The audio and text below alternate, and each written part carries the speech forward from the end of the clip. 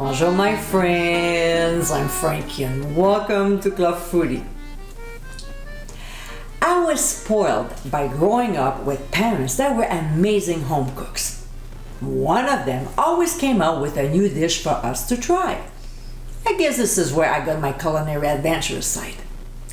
Anyway, there was one time when I went over to my father's place for dinner, and this is what he served us as an appetizer.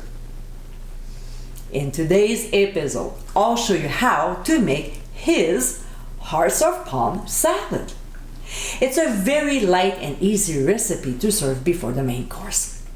There's a subtle dressing poured over the hearts of palm that enhances the vegetable so you can savor its delicate taste. So my friends, let's get cooking.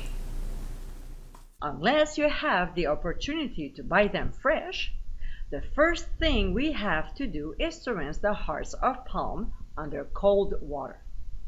Because of the shelf life, there's a high amount of sodium in the can.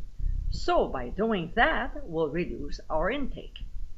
So we'll rinse them quickly and let them drain while we're making the dressing. In a bowl, we'll combine sour cream, freshly squeezed lemon juice, ground fennel seeds, a tiny pinch of ground sea salt, as well as white pepper.